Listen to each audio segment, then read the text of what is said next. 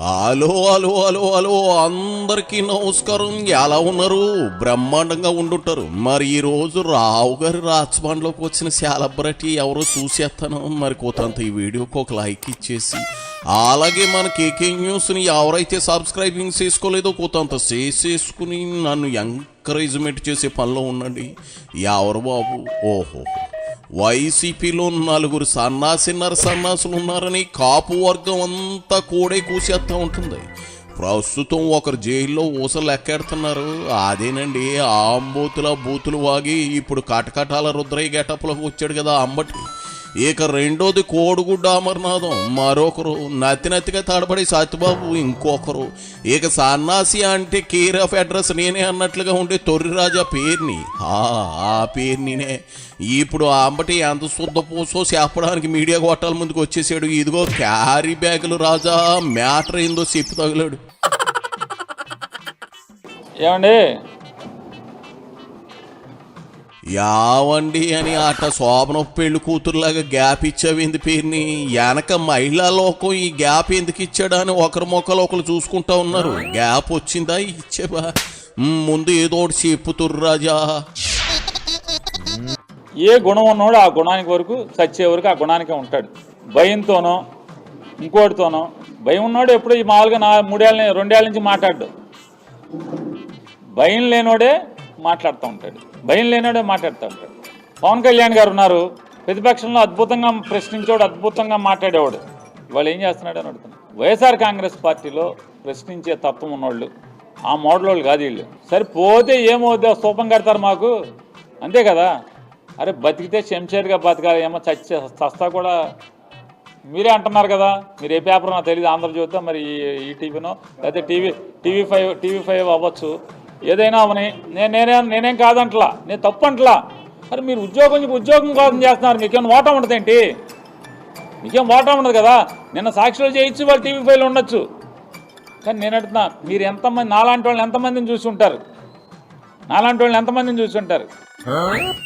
వారిని పేరుని అంటే నువ్వు ఫైటర్ అంటావు.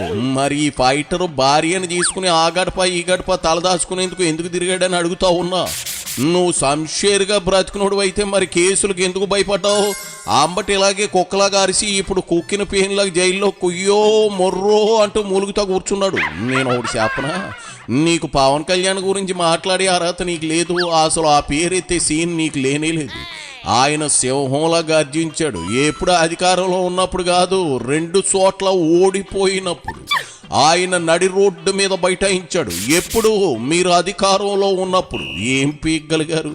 అరెస్టు చేసి ఉండాల్సింది కదా. డైపర్లు తడిచిపోయాయా? అయినా మీ పాలనలో విమర్శించారు. పవన్ అంటే ఒక అర్థం ఉంటది, అది చేశారు. ఇదిగో ఆయన అధికారంలోకి వచ్చాక కూడా అందులో డిప్యూటీ సీఎంగా 2nd ప్లేస్లో ఉన్నా కూడా విమర్శించాలని నువ్వు కోరుకోవడం ఉంది చూసేవు. అది నీ ప్యారాశ అంతే. పోయాం. అదృష్టవశాత్తు జోగి రమేష్ ఇంట్లో లేడు. ఇంట్లో ఉండగా పెట్రోల్ బాంబులు వేసి చంపేశారు.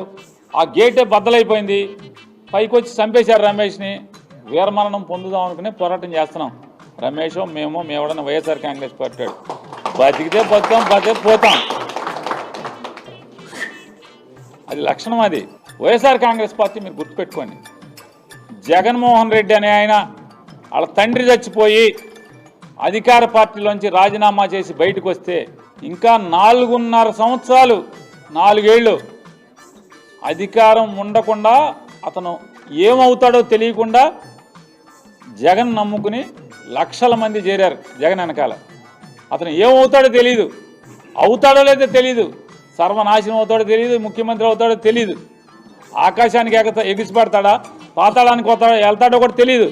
అయినా సరే 4 ఏళ్ళు కాంగ్రెస్ పార్టీలోంచి లక్షల మంది జగన్ వెనకాల నడిచారు. మా తాతలు నీతులు దాగారు, కావాలంటే మా తొర్రి మూతులు వాసన చూడండి అన్నాడట. వెనకడికి నీలాంటి తొర్రి సన్నాసిగాడు. అలాగే అయితే పేరుని ఇందులో కూడా నువ్వు కొన్ని వ్యాలిడ్ పాయింట్లు మాట్లాడేవా. జగన్ సర్వనాశనం అవుతాడా, జగన్ పాతాళానికి పడిపోతాడా అన్నావు చూడు. ఇప్పుడు కరెక్ట్గా అదే జరిగింది కదా. నువ్వు బలంగా కోరుకున్నట్లున్నావు, అదే జరిగింది. జోగి రమేష్ ఫోటోకు దండ ఇయ్యాలని మా బాగా ముచ్చటపడుతున్నట్లున్నావు. అది సరే, ఇందాకటి నుంచి చూస్తా ఉన్నా నీ వెనక మొదటి వరుసలో లెఫ్ట్ సైడ్ ఉన్న ఆమె ఎవరు? ఏం లేదు, ఓ నీకంటే ఎక్కువ హావభావాలు, నీకంటే ముందే పలికించేస్తా ఉంటే డౌట్ అని మనం వచ్చేసి అడిగాను. మన తాలూకానా, మన మండలమేనా, లేదంటే మన బందరేనా? అది సరే, నెక్స్ట్ వేసేసేది నిన్నేనట్టుగా పేరుని ఏమంటావు? వెల్కమ్ అని చెప్తున్నా, వెల్కమ్ అనే చెప్తున్నాను. సార్ మీరు నన్ను వేసేస్తానంటారు, ఎన్నాళ్ళు దాక్కుంటాం? వేసేయండి, ఏముండదు దాని గురించి, ఏముంటుంది? ఏముంటుంది సార్? పేరు నేను ఇంకోడో పోతే ఏమవుతుంది? మీ పతనం మొదలవుతుంది అంతే. నేను చూస్తా ఉంటే సేమ్ టు సేమ్ నాకు అంబటి రాంబాబే గుర్తొస్తా ఉన్నాడయ్యా. అంటే నీకు టైం దగ్గర పడిందనమాట. నీ బాక్సులు బద్దలయ్యే రోజు దగ్గరలోనే ఉంది. వేసేయండి, ఎల్కమ్ అంటూ లేచి పారిపోతావు. ఎందుకు పేరుని ఆడ లేడీస్ నవ్వుతూ ఉన్నారు. అంచేత ఓ పాలు కూకో, నీతో ఒక మాట మాట్లాడాలి. రీఎంక్వైరీ చేస్తే ఎవడు పాప అమాయకులైన ఎస్ఐలు సిఐలు కదా బలైపోయేది. సరిగ్గా నేరాన్ని నమోదు చేయక, సరైన సెక్షన్లు కట్టగా, నేరస్తుల్ని బిగించక ఈ రీఎంక్వైరీలో రేపు ఇబ్బంది పడేది ఎవడు? అమాయకులైన ఎస్ఐలు. మీకేం పోయింది హరీష్ కుమార్ గుప్తా గారు, రాజశేఖర బాబు గారు? మీదేం పోయింది? హ్యాపీగా మీ ఉద్యోగం మీరు చేసుకుంటారు, మీరు ఐపీఎస్లు మీరు వెళ్ళిపోతారు. మీరు ఎక్కడ సంతకం కానీ ఆర్డర్ కానీ ఉండదు. పోయేది ఎవడు? అమాయకులైన ఎస్ఐలు సిఐలే కదా. నిజంగా ఇవాళ హరీష్ కుమార్ గుప్తా గారు మీ నాయకత్వంలో రోధిస్తున్నారు. కానిస్టేబుల్స్, ఎస్ఐలు, సిఐలు, డిఎస్పీలు రోధిస్తున్నారు. ఎన్నో ఆశలతో ఈ కాకి యూనిఫామ్ కోసం ఎంతో కష్టపడి వచ్చాం. చివరికి దిక్కుమాలిన ఉద్యోగం, గతి లేక, వయసు దాటింది, పెళ్ళాం పిల్లలు ఉన్నారు, బజార్ను పడేయలేం, ఏం చేస్తామని మనసు చంపుకుని వాళ్ళ పోలీసింగ్ చేసే పరిస్థితిలో ఉంటే ఎలా సార్ ఇది? ఇది కదా అసలు సిసలు జోక్ అంటే. పోలీసులను సొంత సైన్యంలో వాడుకున్న మీరా ఈ ప్రశ్న వేసేది. మీ హయాంలో ఐపీఎస్లు తప్పు చేసినప్పుడు ఈ నోరు లేవలేదే? ముంబై హీరోయిన్ ని 3 ఐపీఎస్లు గుట్టు చప్పుడు కాకుండా అరెస్టు చేసి నిర్బంధిస్తే నోరు లేవలేదేంది పేరుని? కానీ ఇప్పుడు చట్టం ఐపీఎస్లను కూడా వదలకుండా శిక్షిస్తా ఉంది. అది చట్టానికి ఉన్న పవరు. నీలాంటి జేబులు కొట్టే సన్నాసులు కూడా లా అండ్ ఆర్డర్ గురించి మాట్లాడుతూ ఉంటే నవ్వొత్తా ఉంది. సర్లే, ఏదో అర్జెంటు పని మీద ఉన్నట్లున్నావు, ఇందాక పారిపోయావుగా, అర్జెంటుగా దొబ్బే సాలే 60 ఏళ్ళు.